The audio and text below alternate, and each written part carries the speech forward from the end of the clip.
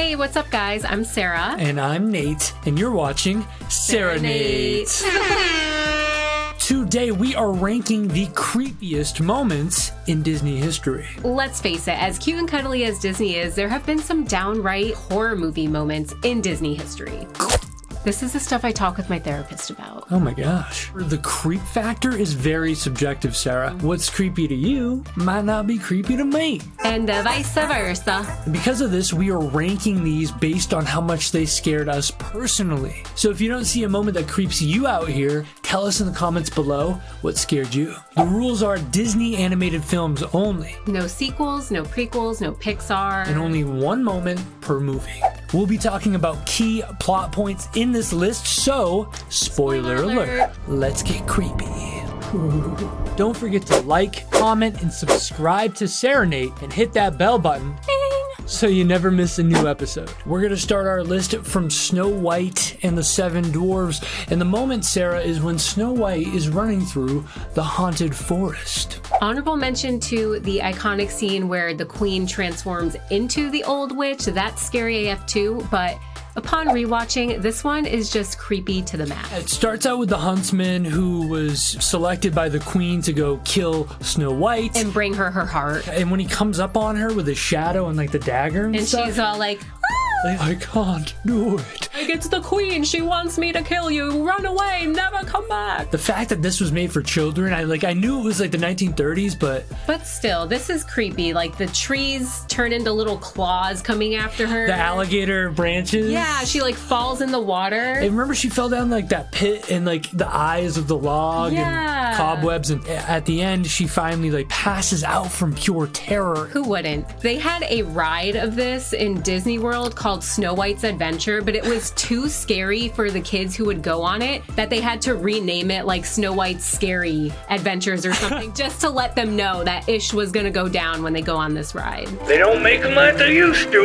It's not. I give it an A. I would too. Next up, we have the donkey transformation scene in Pleasure Island from Pinocchio. And watching this scene as an adult is scarier to me. Yeah. First of all, the coachman and his creepy little, his red face. We're gonna get him.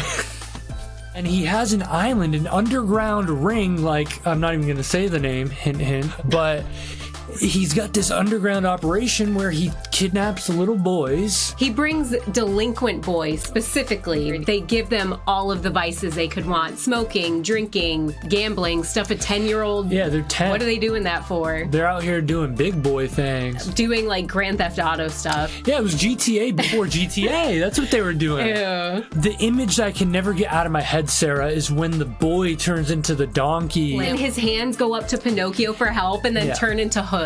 He starts screaming, but then his screams turn into like, hee-haw. And then he's calling for his mother. Well, I gotta say, this entire Pleasure Island scene, Ew. It's an S. I agree. That's creepy. Disgusting. Next up, we have Chernobog, A Night on Bald Mountain from Fantasia. And what I find interesting about Chernobog, Sarah, is that he represents, or it, whatever it is, the thing, represents primordial evil. Evil without a reason of being evil. Evil without a cause. He's summoning these armies of the dead. I mean, visually, this is all creepy. It's very creepy. His hands turn into shadows, and then they go and awaken all the ghosts and demons. And I believe he kills off his own demons only to resummon them at different times. So he's just a sadistic mountain demon thing. Also, there are like boobs in the scene. Wait, there are titties? Like, I think they're blue and orange. I took notes. Creepy levels through the roof. I gotta give this an S. For sure. Next up, we have Elephants on Parade from Dumbo. Dumbo and your boy Timothy Q. Mouse are a little shwasty because they end up drinking alcohol by accident. And this scene is basically a hallucination of pink elephants on parade. Was it a pink elephant? Like chasing the pink elephant was like a sort of dialect from that day? Really? Oh, you're chasing the pink elephant. Let me look that up real quick. Fact check. pink elephants are hallucinations supposedly typical of those experienced by a drunk person. At one point, there's a little baby elephant scared in his bed. That was creepy. And it's like, what is this? But after that, it kind of started getting, the song was kind of catchy, you know? It's fun to sing too. Like, what'll I do? I never liked this scene as a kid. I was always just like weirded out. It never really creeped me out. I'm going to give it an F. I was gonna give it a D. It's not the creepiest thing in the world, but it's unsettling. I'll give you that. Let's move it up to a D. Next up, we have the scene when Maleficent is coaxing Aurora to follow her from Sleeping Beauty. Aurora is crying in her parents' castle because the fairies told her she can't marry Prince Philip anyway. Maleficent appears in the fireplace, very unsettlingly and creepy. She looks like a demon clown a little bit, and it zooms in on her face. The glowing orb appears and she kind of disappears. Aurora is transfixed on it. This is Maleficent's curse. This is my curse. The yearning.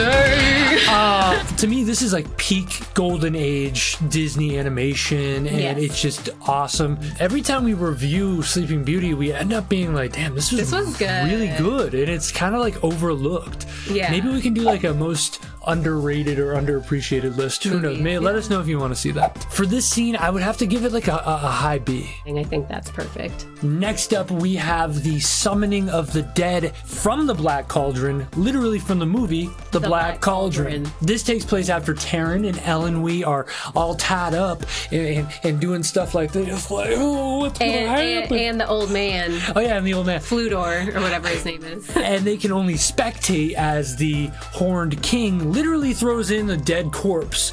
And he's like, Cauldron born. And it looks like blood, like spills out of the cauldron that starts the whole mess happening. There's a part where like the Cauldron born are coming out of the water. And it's almost like they form a wave and then grab the human men. And he's raising the dead here, and he's like, no one has ever done this before. And then I'm looking, I'm like, bro, like, is a skeleton really gonna, like, you can just hit it and it's gonna fall apart? Not these ones, apparently. I heard that originally they were looking at a PG-13 rating for this film. Really? This is really top tier creepy Disney stuff here, and because of that, I'm looking at an S tier. I was thinking the same thing. Next up, we have the opening scene from The Great Mouse Detective. So this is the opening scene of the entire movie where Olivia and her father are hanging out. Mr. Flavisham. That's his name.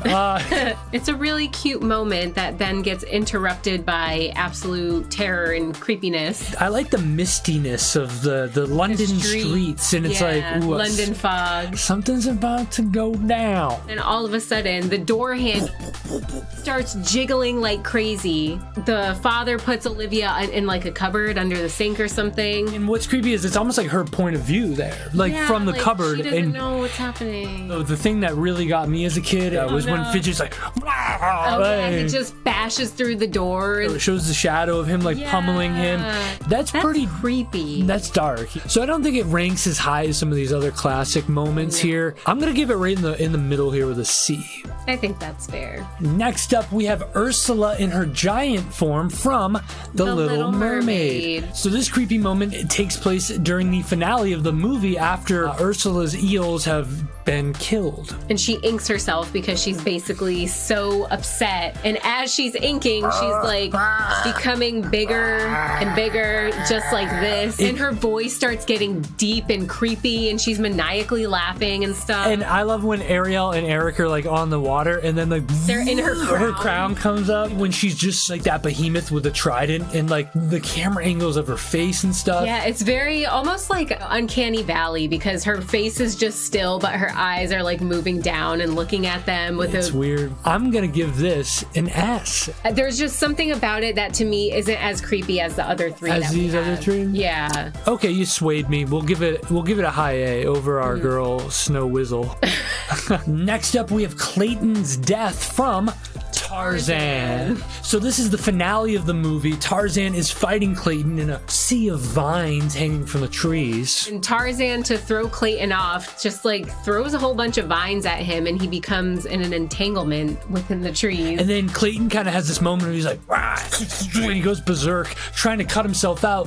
But whilst he's doing that, Sarah, a little vine gets caught in his throat area. Ew, stop. He cuts it all away and ends up falling. Tarzan falls with him. And then we see Tarzan hit the ground. A shot of a vine just like pinned straight. And then it cuts back to Tarzan with Clayton's shadow. As a kid, Sarah, I never realized that that silhouette was there. That takes it to a different level. I feel like this is one of those ones that you realize the gravity of it the older you get, and you go and rewatch it and you're just like, damn. Disney, what are you doing? Is it creepier than Fidget? I would put it on par with Fidget. I'll give it a B-.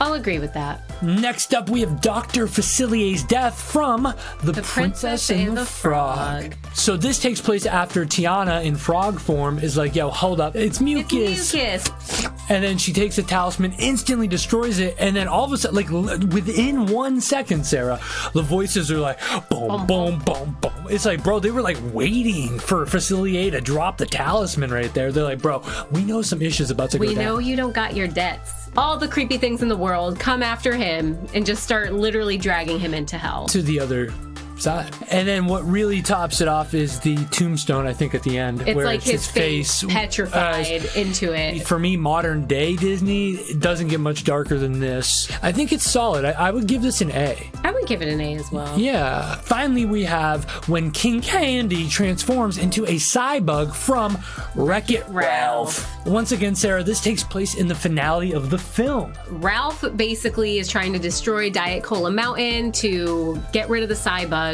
When King Candy decides to thwart his plans, and in order to do so, he transforms into this crazy insect Cybug monster. And the way he moves around and the speed in which he does it, and he's all like, "You want some candy?" It's very creepy. And then he has like ventriloquist mouth, like it's little almost like a little where a here. goatee would be, but like yeah. He looks like, if anyone has seen It Chapter 2, like Pennywise kind of takes a form like this. So it's like, and one thing that takes his creepiness to the next level is when he actually like takes Ralph, flies up with him to look at Vanellope about to be like murdered by all these Cybugs. He forces Cybugs. her to watch it. He just like holds his face and is saying really sadistic things to him. See, Vanellope die. We weren't kids when this movie came out. It was one of those things that maybe it registers more with you if you grew up in that era. But nonetheless, it was very creepy. I give it like a high B. I would put it under Clayton. Let's give it that. It's right there. That's our list. Let us know what creepy moments you agree with and which ones you disagree with.